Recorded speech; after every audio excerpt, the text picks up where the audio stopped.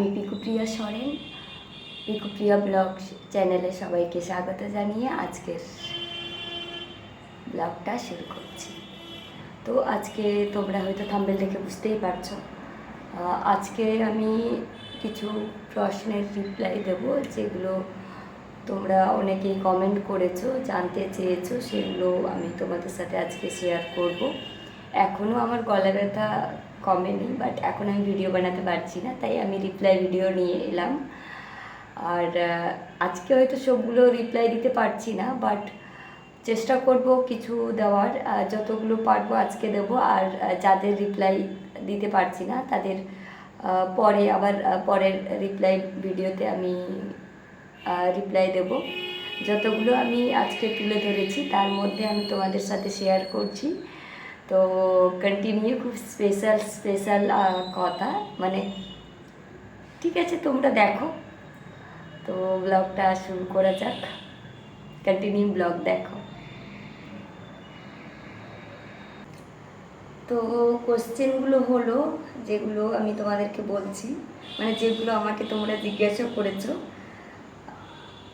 ফার্স্টে আমি বলি, চকলেট রোজ, ওর কমেন্টেই আগে রিপ্লাই দিচ্ছি। ও তো অনেক কিছু জিজ্ঞাসা করেছে, আমি ফার্স্টে আজকে একটাই রিপ্লাই দিচ্ছি। তুমি সাঁওতালি অ্যালবাম কেন করো না? অ্যাকচুয়ালি আমি কেন করি না, সত্যি কথা বলতে আমি নাচ করতে পারি না, প্রথম কথা। দ্বিতীয় কথা, আমার খুব একটা ভালো লাগে না। অন্যের দেখতে ভালো লাগে, আমার নিজের করতে ভালো লাগে না। আমাকে অনেকবার বলেছে করার জন্য, অনেকবার, এমনকি আমি মুভির জন্য আমাকে বলেছিল। আমার হাসিও পায়, মানে আমাকে কেন বলেছিল বা কী দেখে বলেছিল। তো যাই হোক, বলেছিল, আমি না করেছি। আর হাসি পাচ্ছে আমার। আর আমার এমনিতে ভালো লাগে না, তাই আমি করি না, তাই আমি না করে দিয়েছি। অনেকবার আমাকে বলেছিল, তো এটাই, আমি নিজের ইচ্ছেতেই আমি করি না। আর নেক্সট, ইসলাম বয়, তুমি কি বিয়ে করনি? না, এখনো বিয়ে করিনি। সেরকম বিয়ে করার মতো ছেলে পেলে অবশ্যই বিয়ে করব। এখনো আমি সেরকম ছেলে পাইনি যে আমি বিয়ে করব। অবশ্যই আমি বিয়ে করলে তোমাদের সাথে তো শেয়ার করবই, আর যাকে বিয়ে করব তার, মানে সেটা নিয়ে তো তোমাদের সাথে আমাকে শেয়ার করতেই হবে। তো এখনও সেরকম কোনো ডিসিশন নিইনি। ফ্যামিলির দিক থেকে হয়তো ডিসিশন নিচ্ছে আমার বিয়ের জন্য। যদি হয়ে যায় বাবা মায়ের পছন্দতে, অবশ্যই আমি বিয়ে করব খুব তাড়াতাড়ি।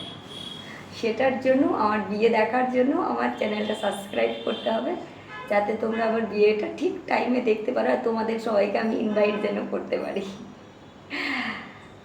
আর একটা কথা এখানে আমি বলতে ভুলে গেলাম, চকলেট রোজ যে সাঁওতালি অ্যালবামের কথা বলেছে। আমি যদি ফিউচারে কোনোদিন যদি আমি বিয়ে করি, যদির কথা বলছি, কোনোদিন যদি আমি বিয়ে করি, মানে আমার নিজের প্রতি সন্দেহ আছে বিয়ে করবো কিনা।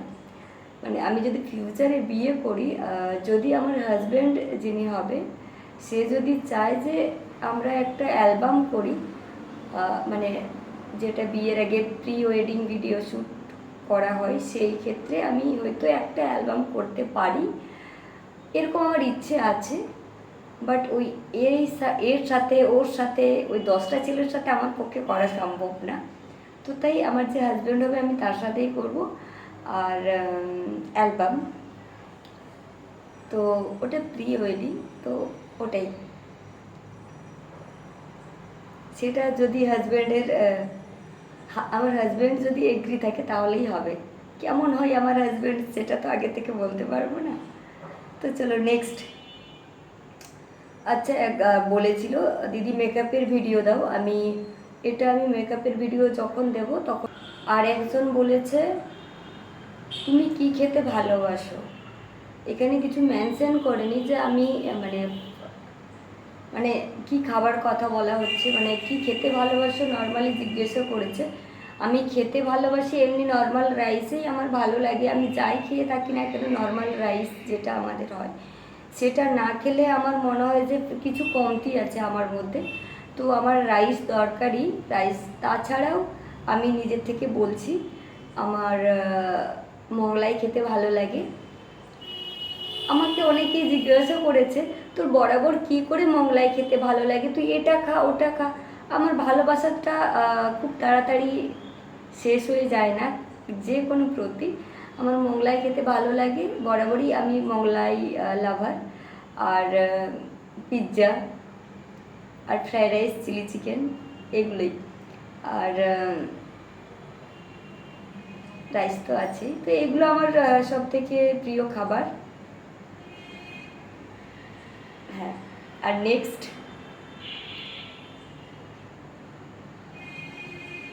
এমডি মেহেদি হাসান,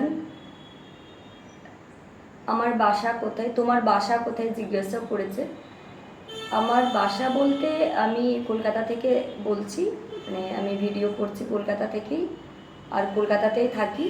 তো আমার বাসা বলতে আমি কলকাতাতেই তোমাদেরকে শেয়ার করলাম। আমার যদি আমার জন্মস্থানটা বলা হয় তাহলে আমি বাঁকুড়ার মেয়ে।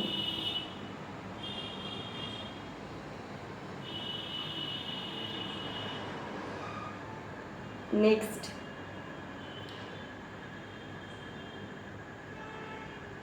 তুমি ঘুরেছো কোথায় কোথায়?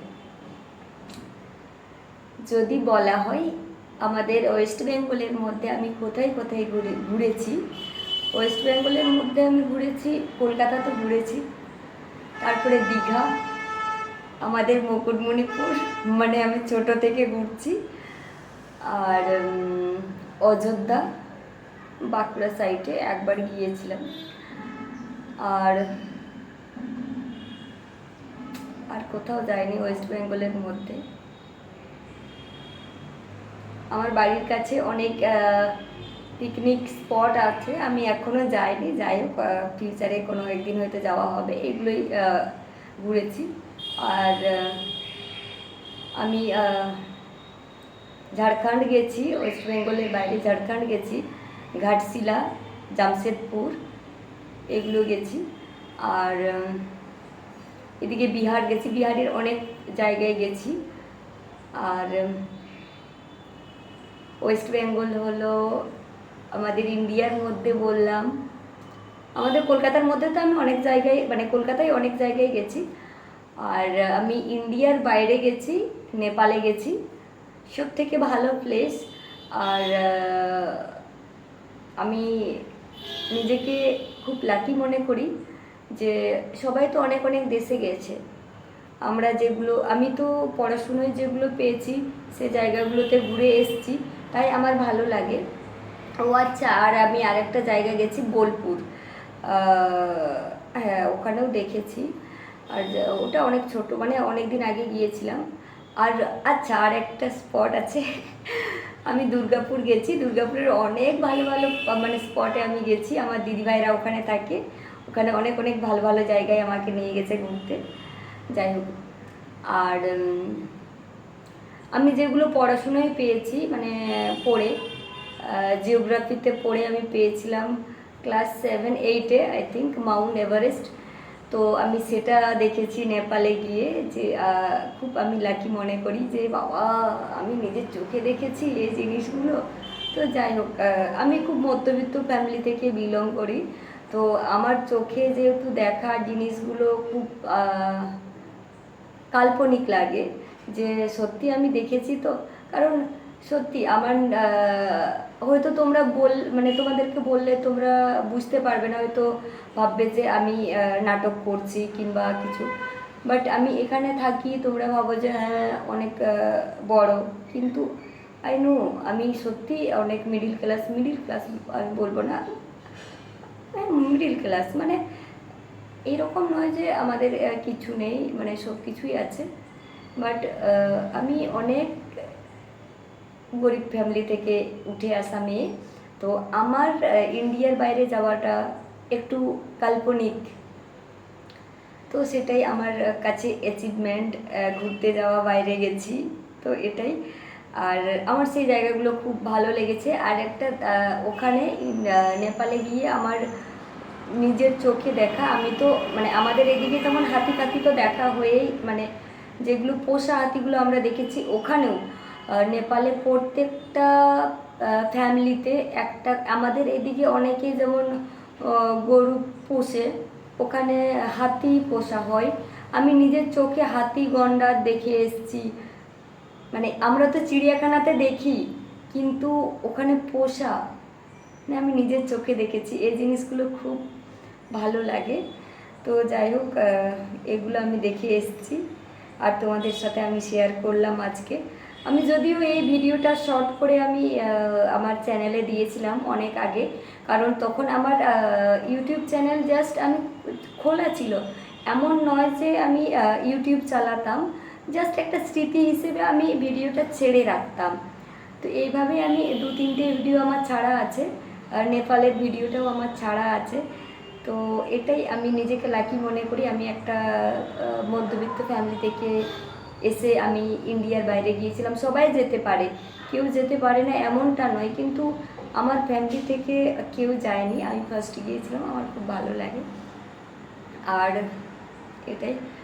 আর কি বলবো বুঝতে পারছি না, আমার মনের কথা তোমাদেরকে শেয়ার করলাম। আর সবচেয়ে ভালো জায়গা কোথায়? ভালো জায়গা বলতে কলকাতা তো আমার ভালো জায়গা, মানে ভালো লাগে কলকাতাতে। আর কলকাতার বাইরে আমার যে জায়গাগুলোতে গেছি সব জায়গাগুলোতে আমার ভালো লাগে। বাট সত্যি কথা বলতে কি বলবো বুঝতে পারছি না, কারণ যে জায়গাগুলোতে আমার কষ্ট হয়েছে গিয়ে, সেই জায়গাগুলোতে আর আমার ভালো লাগে না। মানে সেই জায়গাগুলোতে আমি শেয়ার করছি না তোমাদের সাথে যে সেই জায়গাগুলো কোথায় কোথায়, বাট সেই জায়গাগুলোতে আমার মানে ভালো লাগে না। এখন মনে হয় সেই জায়গাগুলো মানে খারাপ আমার মনে হয়। আর যে জায়গাগুলোতে আমার ভালো লেগেছে সেই জায়গাগুলো খুবই ভালো মানে লাগে। আর আমার আবারও মনে হয় যে ওই জায়গাতে আবারও আমি যেন ফিরে যাই। আর খুব তাড়াতাড়ি আমি চেষ্টা করছি আবারও দীঘা যাওয়ার জন্য, কারণ আমার খুব ভালো লাগে দীঘা গিয়ে সমুদ্রের ধারে বসে আড্ডা দিতে, ভিডিও বানাতে খুবই ভালো লাগে। আর ওখানে যাওয়ার প্ল্যানিং আছে। আর নেক্সট আমার মায়াপুর যাওয়ার প্ল্যানিং আছে ফ্রেন্ডদের সাথে। আর ঘুরতে যাওয়ার প্ল্যানিং আছে দার্জিলিং। দেখা যাক কী হয়, অনেক দিনের ইচ্ছা আমার দার্জিলিং যাওয়ার, তো দেখা যাক আর কি হয়। আর আমি গেলে তো অবশ্যই তোমাদের সাথে শেয়ার করব, তোমাদের সাথে শেয়ার না করলে তো হবে না, কারণ তোমরাই তো আমার সব কিছু। আমার ফ্যামিলি তো এখন তোমরাই হয়ে গেছো। মা বাবা খোঁজ খবর নেই, ফোন করে মাঝে মধ্যে খোঁজ খবর নেই, ব্যাস। কিন্তু তার থেকে বেশি তোমরা আমার খোঁজ খবর নাও, সকাল দুপুর আমার ভিডিও দেখো।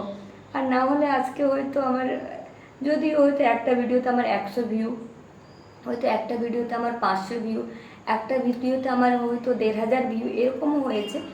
কিন্তু তার মধ্যেও আমি নিজেকে লাকি মনে করি, কারণ তোমরা আমার পাশে আছো বলেই তোমরা আমার ভিডিও দেখছো, আমার ওয়াচ টাইম বাড়ে, আমার ভিউয়ার্স বাড়ে, তোমাদের জন্যই হয়েছে আমার।